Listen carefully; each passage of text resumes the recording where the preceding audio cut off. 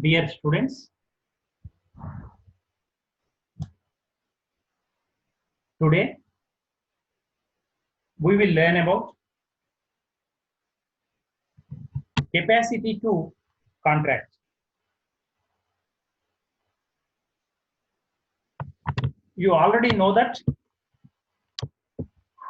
out of 10 essentialities of a valid contract,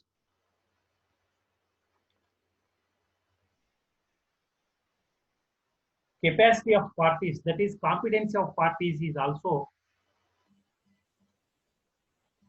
one of the major element. Just to recap the various essentialities of a valid contract, according to section 10 of Indian Contract Act 1872, 10 essential elements constitute a contract: offer, acceptance, intention to create legal relationship, lawful consideration, capacity of parties, that is, in other words, competency, free and genuine consent, lawful object, agreement not declared as void, certainty and possibility of performance, legal formalities. These 10 are the essential elements of a contract. Out of these 10, competency, or in other words, capacity to contract, is an element. In today's class, we will discuss capacity to contract.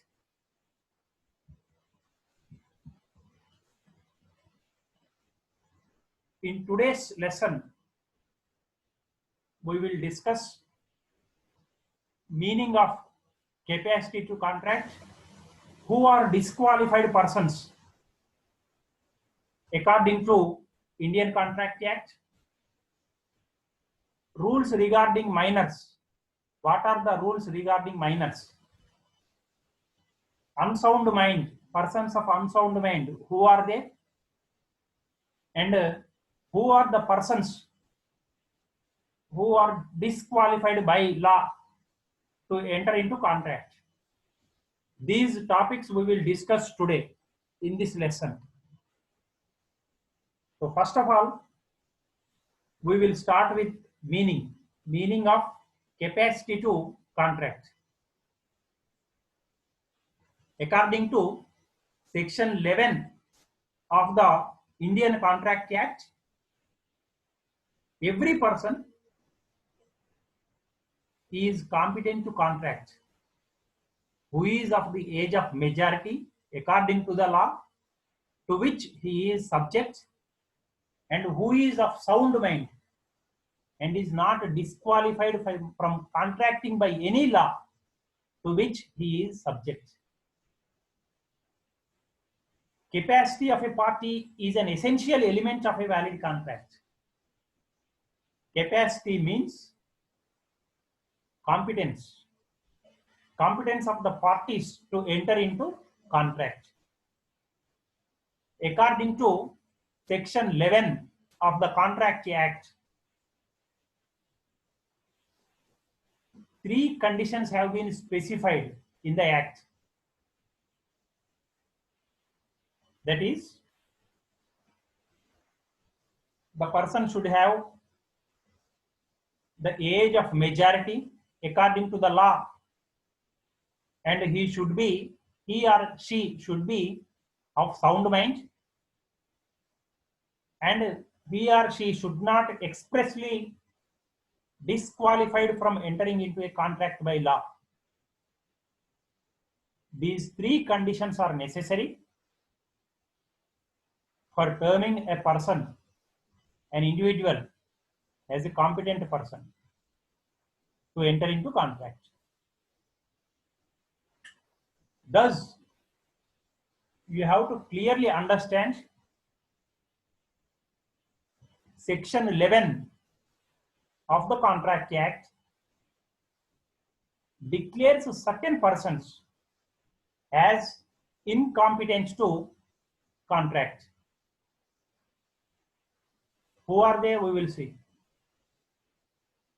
Minors,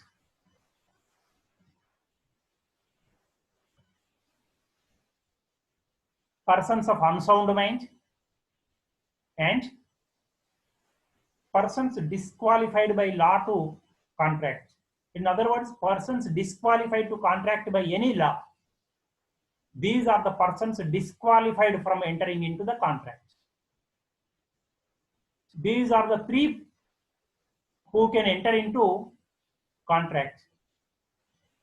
The person is of the age of the majority, the person is of sound mind, and the person is not expressly disqualified from entering into contract by law. These three are competent persons, whereas these three are disqualified, incompetent, in other words, from entering into the contract. So first of all, we will examine minors. Who are they? According to the Indian Majority Act 1875, a minor is a person who has not completed 18 years of age. In certain cases, a person attains majority at 21 years. What are those cases? We will refer. Where a guardian of a minor's person or property has been appointed under the Guardians and Wards Act 1890, or where the superintendent of a minor's property is assumed by a court of wards. In these two conditions, a person attains the age of majority at the age of 21 years. In all other cases, minor will turn major at the age of 18. Those two cases, I am repeating, where a guardians of a minor's person or property has been appointed under the Guardians and Wards Act 1890, or where the superintendent of a minor's property is assumed by a court of wards. These are the two conditions. Law relating to a minors is based on two rules. First, law protects minors against their own inexperiences. And secondly, law should not cause unnecessary hardship to person who deals with minors. These two are the basic rules relating to minors. One is, law protects minors against their own inexperience. Secondly, law should not cause unnecessary hardship to persons who deals with minors. Now we will examine who is a person of unsound mind. A person who is of unsound mind is incapable of entering into a contract. Contract of persons of unsound mind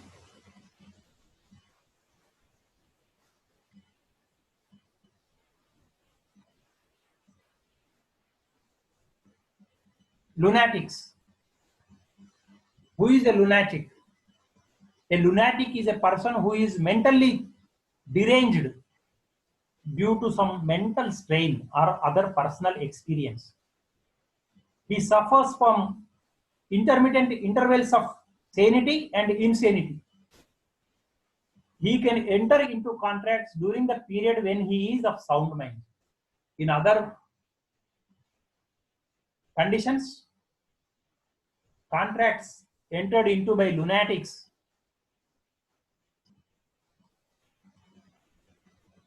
are not valid contracts.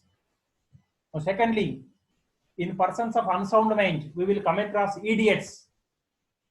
In our general life, we will use several times or sometimes the word idiot. Who is an idiot? An idiot is a person who has completely lost his mental power. He does not exhibit understanding of even ordinary matters. Idiocy is permanent, whereas lunacy shows periodical insanity. That is the difference between the two. Idiot is a permanent idiot, whereas lunacy shows periodical insanity. An agreement with an idiot is void. These are similar to those entered into by a minor. And thirdly, in persons of unsound mind, we will come across drunken, or in other words, intoxicated persons. A person who is under the influence of alcohol or any other drug suffers from temporary incapacity to contract. That is, at the time he is drunk or intoxicated, he is capable of not entering into a contract. He cannot enter into a contract. Contracts with a drunken or intoxicated person are similar to that of lunatics.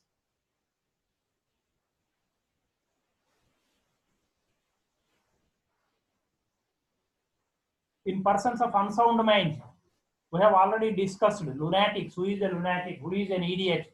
Who is a drunken or intoxicated person? And lastly, in persons of unsound mind, we will come across persons expressly declared as incompetent to contract. Certain persons are expressly declared as incompetent to contract by law in force. For example, insolvents, convicts. Those four categories of persons are deemed as persons of unsound mind. I am repeating, four categories of persons come in unsound mind: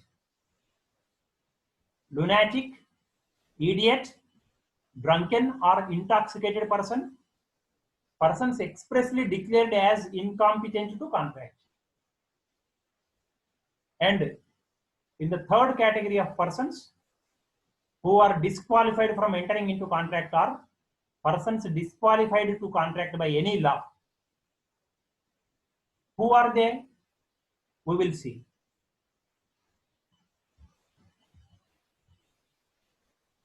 Foreign country enemies.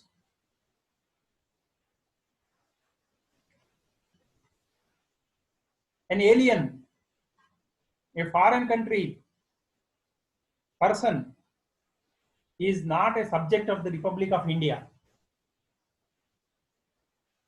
Foreign country person may be friend or an enemy. An alien friend or an alien enemy.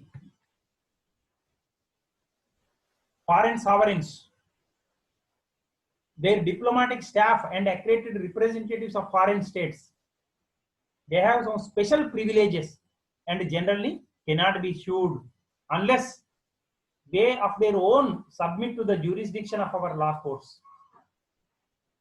So corporation, a corporation is an artificial person created by law having legal existence apart from its members. It may come into existence by a special act of legislature or by the registration under the Companies Act 1956. Insolvents. When a debtor is adjudged insolvent, his property vests in the official receiver or official assignee. As such, the insolvent is deprived of his power to deal in that property. Convicts. A convict, when undergoing imprisonment, is incapable of entering into a contract. He can, however, enter into or sue on a contract if he is lawfully at large under a license called ticket of leave. These five persons are disqualified to contract by any law. I am repeating, 5 persons are disqualified to contract by any law: alien enemies, foreign sovereigns, corporation, insolvents, and convicts. Now we will examine minors. Who is a minor? According to Section 3 of Indian Majority Act 1875, a minor is a person who has not attained the age of 18 years. Minor is a person who has not completed 18 years of his or her age, because a person becomes major by age only after completing 18 years of age as per law. That is, as stated, that law is Indian Majority Act 1875. A minor is not competent to contract as per section 11 of the ICA 1872. ICA means Indian Contract Act. Any agreement made with a minor or by a minor or between two minors will become void and cannot be enforced in the courts of law. However, certain agreements made by minors were declared as valid and enforceable by the courts of law in India under special circumstances. Those circumstances we will examine.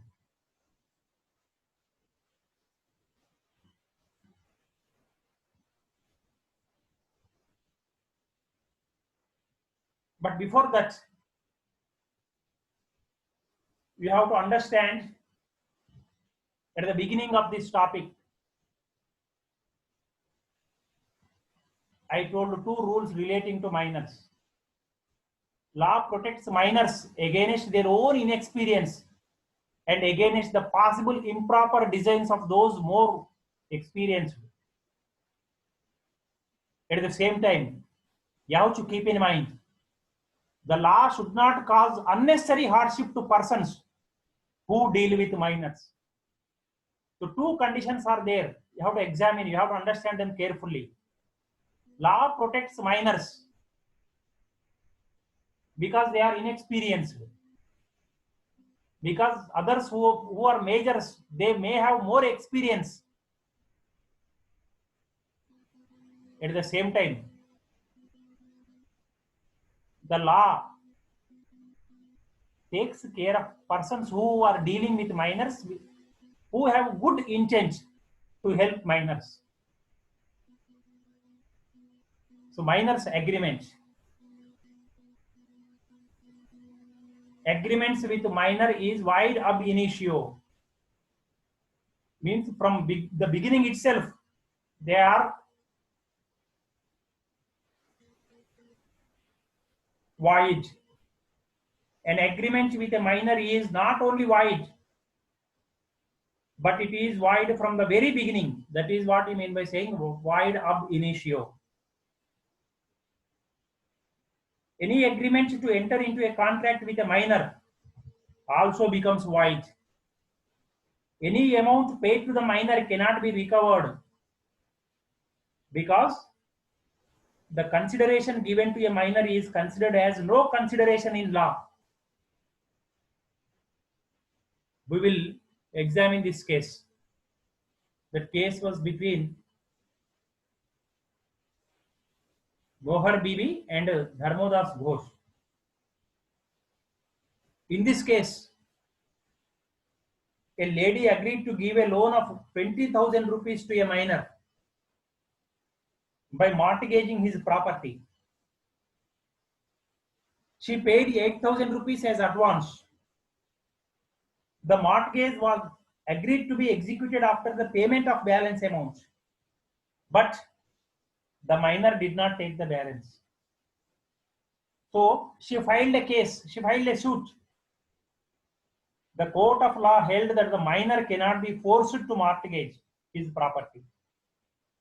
Moreover, the amount paid to him cannot be recovered because agreement with a minor is void ab initio. Right from the beginning itself, it is a void agreement, it is a void contract. Minor, it should be remembered, minor may enforce the agreement against the other party if he has carried out his obligation, but the other party does not have any right on the minor.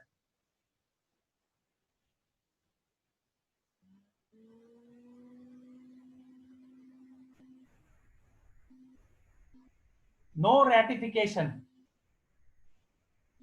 If an agreement made by a minor during his minority is revised or confirmed or ratified by him after becoming a major, such agreement will not be valid because the consideration given to a minor is void and it cannot become a valid consideration for the fresh or ratified agreement.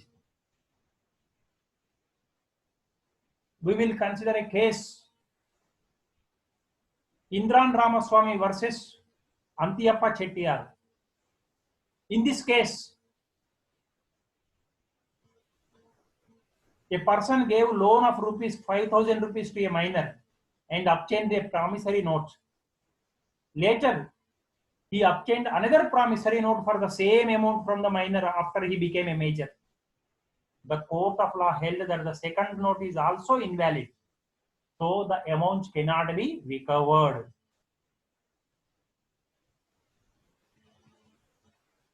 Minor can plead minority to avoid contract. If a minor enters into an agreement with a major person by wrongly representing his age as major, such agreement also becomes void because a minor cannot be held liable, responsible for misrepresentation of his age. We will consider a case Leslie versus Shield. In this case, a minor took a loan of 400 pounds from a major person by representing his age as full age, that is major age, on account of his physical personality. The court of law held that the amount cannot be recovered from the minor as far as he was a minor, although he had misrepresented his age. A minor is not liable to restore the property or goods.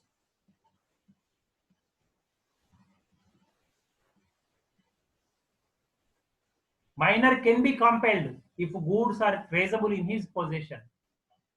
If minor has sold the goods, then nothing can be claimed. A minor has taken goods from another person. The goods can be recovered if the goods are traceable in his possession.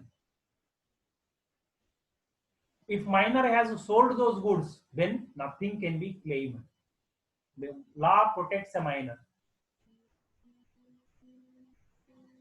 No specific performance means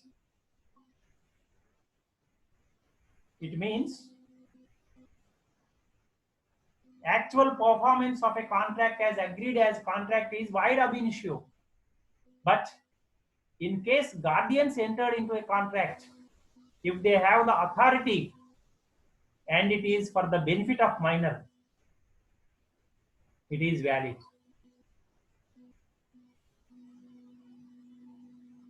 Please try to understand these points. Originally, contract between a minor and another person is void ab initio. But if the contract is made between the guardian of a minor who has authority to act on behalf of the minor, because guardian was there for the benefit of the minor, in that case the contract entered with by the guardian will be deemed as valid contract because he has done it with a good intent. Minor can be a promisee or a beneficiary. Minor can be a promisee or a beneficiary. Where the minor bears no obligation and rather the agreement is for his benefit, then such agreement is a valid agreement. A promissory note executed in favor of a minor is a valid contract, provided that promissory was written for the benefit of the minor.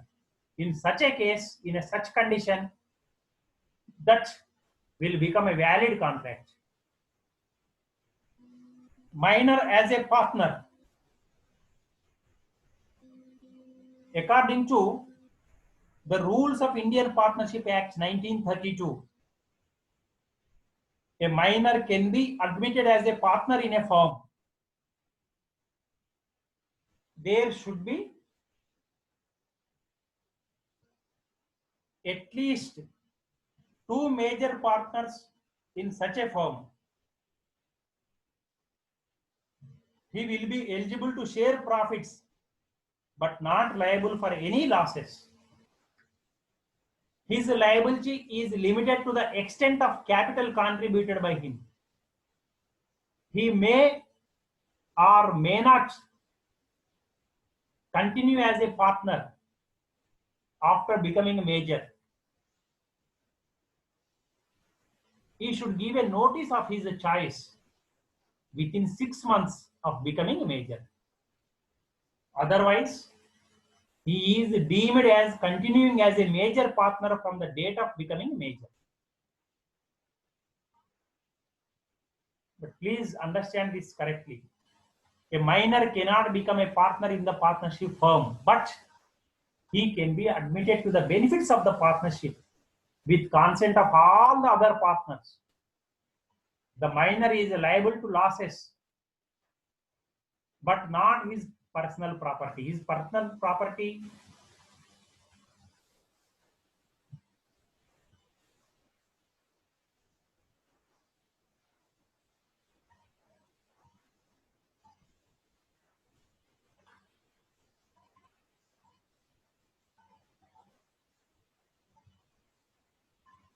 cannot be taken. His liability is limited only to the extent of capital contributed by him. Minor as an agent. A major principal can appoint a minor as his agent. Agreement made by the minor agents with third parties on behalf of their major principals become valid. But please remember, the agent will not become personally liable. Minor cannot be adjudged as insolvent. Even for his necessaries, his property is liable, but he is not personally liable. So he cannot be adjudged as insolvent by the court of law. Position of a surety. What happens if he gave surety? Where in a contract of guarantee, a major stands surety on behalf of minor, then major would be liable, but not the minor person. On behalf of whom major gave surety? Please remember, please understand. If a major gives assurance on behalf of a minor, that major himself would be liable, but not the minor person, because the act protects a minor because he is inexperienced. Minor's liability for necessaries. According to the rule of quasi contracts, if a person supplies necessaries of life to another person who is incompetent to contract, now in this case this is a minor, the value of the goods or services can be recovered from his private property. This rule applies to minors also.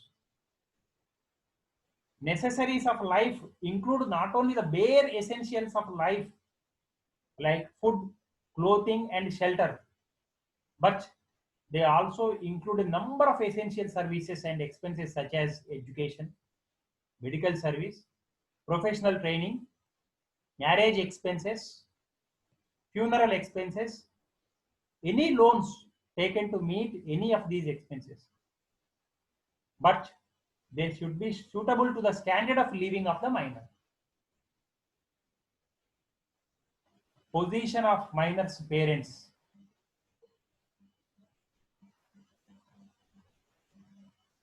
Here we have to understand that the parents are not liable for the contract entered into by the minor himself. They are liable only if minor is their agent. Only if minor is acting as agent to the parents. Only then they can be held personally liable. Otherwise, they cannot be held personally liable. Minor as a shareholder. A company should not allot shares to for minors and other incompetent persons. But if shares are allotted to a minor by mistake, the agreement cannot be avoided by the company because the minor becomes beneficiary. He can receive dividends. If the company goes into winding up, the arrears of calls on shares, if any, cannot be claimed from the minor or his parents, because only for the benefit a minor can enter into contract with others.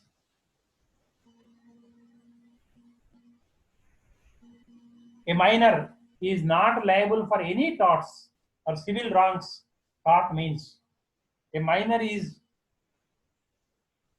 not liable for any torts, any type of civil wrongs.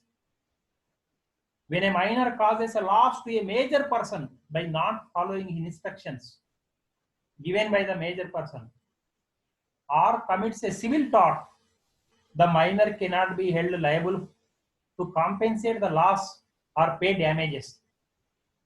Even his parents cannot be held liable.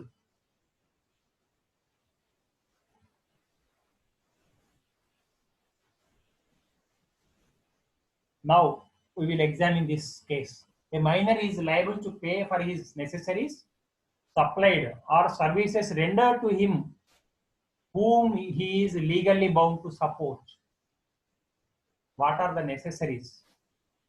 What are the rules regarding minor's liability for necessaries? The word necessaries is not confined to food only or clothing only or shelter, but it also includes articles or services which are reasonably necessary for a minor. A watch or a bicycle may be necessary for a minor. These are necessary items. These may be considered as necessaries for saving his property from sale in execution, for marriage of a minor, for marriage of a sister, for shraddh ceremonies of the ancestors of the minor, for rent of house taken by minor for the purpose of studies. All these are deemed as necessities in case of a minor. But please remember, these are not considered as necessaries. Cigar and tobacco, refreshment for entertainment, a silver gift. The minor would not be personally liable for reimbursement of necessaries. However, his property is liable for reasonable price for necessaries. And services, these services are necessary. They will be deemed as necessary for a minor. Education, medical help, legal advice, training for advice. These are all services. These services will be deemed as necessary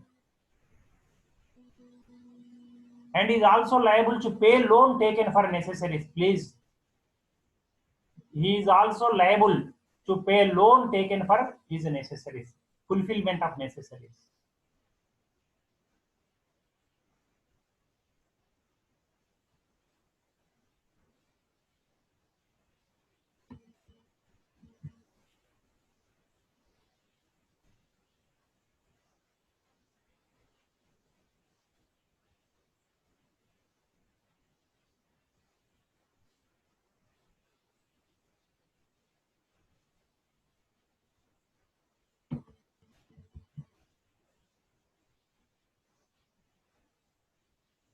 Well, now we have discussed about minor.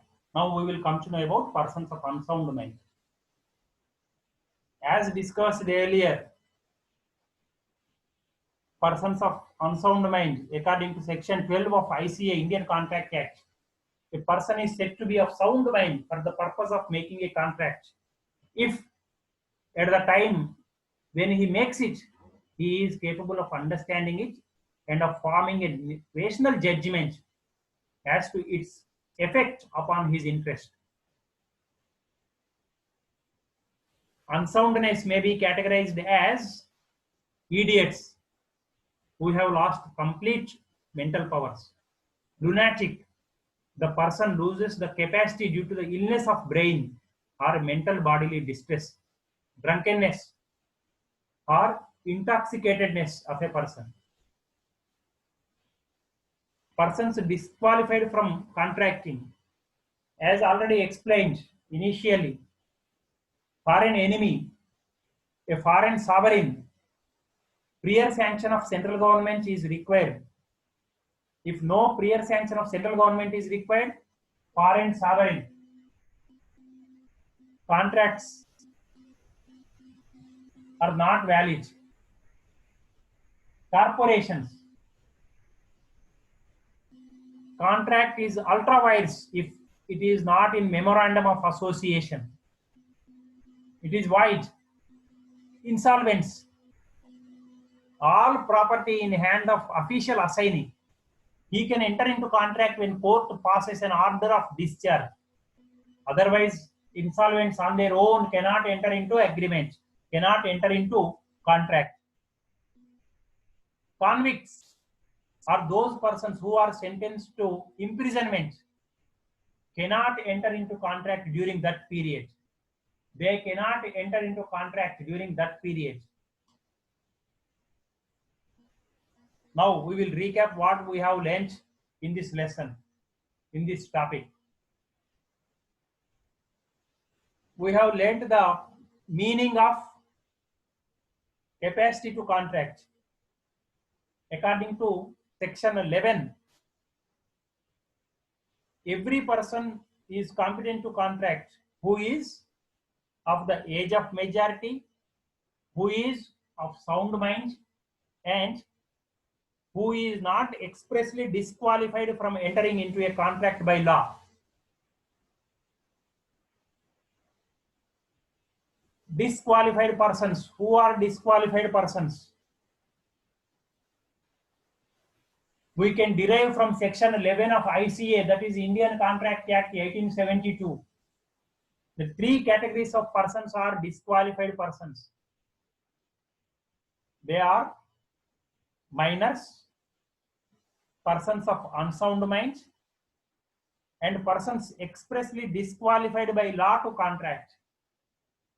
These three categories of persons are disqualified persons.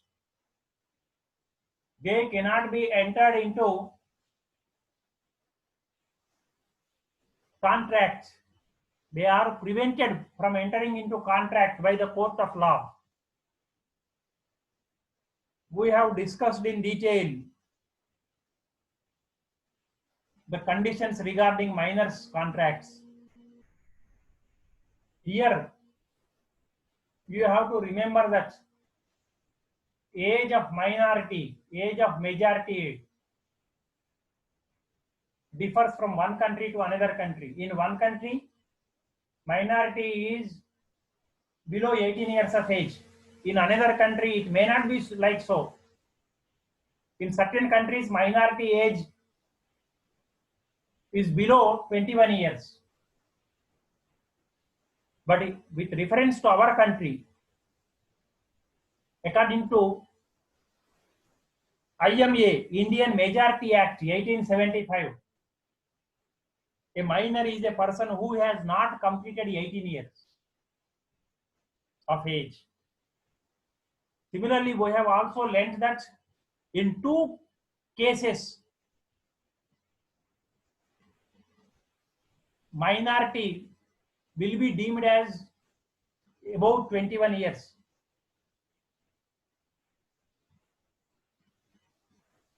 That is, rather, minority will be deemed as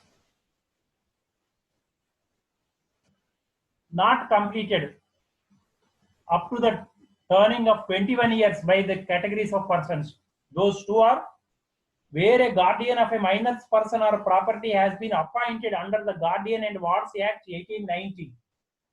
And secondly, where the superintendent of a minor's property is assumed by a court of wards. In that condition also,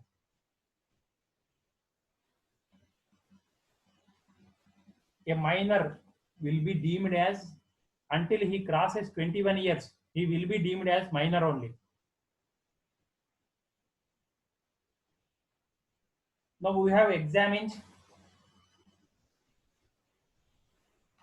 various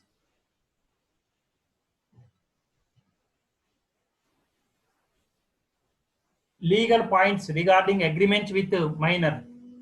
Agreements with minors are void ab initio. From the beginning itself, they are void. Agreements made for the benefit of minors can be enforced by them. Agreements for the supply of necessary of life to minors can be enforced. Minors agreement cannot be ratified. Minor can plead minority at all times. Minor is not liable for any civil torts. A minor can become a partner provided he is a beneficiary. A minor can become a shareholder because he will benefit from the dividends. But please remember, if the company winds up, the arrears of calls on shares cannot be claimed from a minor or from his parents. Minor can become an agent of a major person. He cannot be held responsible.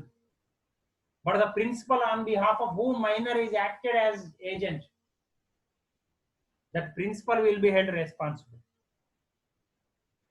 Any money paid to a minor cannot be recovered. You have to remember, all these benefits are given to minors because they are innocent. They should be protected from experienced persons. And we have learnt about unsound mind persons. We have categorized unsound mind persons. We means the act categorized unsound mind persons into 4 categories. That is lunatics, idiots, drunken or intoxicated persons, persons expressly declared as incompetent to enter into contract. These are deemed as persons of unsound minds. And we have also learnt about persons who are disqualified by law to contract. They are alien enemies, foreign sovereigns, corporation, insolvents, and convicts. These are all the topics that we have discussed in today's lesson. In the beginning itself, we have learnt that capacity to contract is one of the key elements, one of the fundamental elements of a valid contract. Again, we will recollect the offer, acceptance, intention to create relationship which is legal, lawful consideration, capacity of parties, free and genuine consent, lawful object, agreement not declared as void, certainty and possibility of performance, legal formalities, all these are essentials of a contract.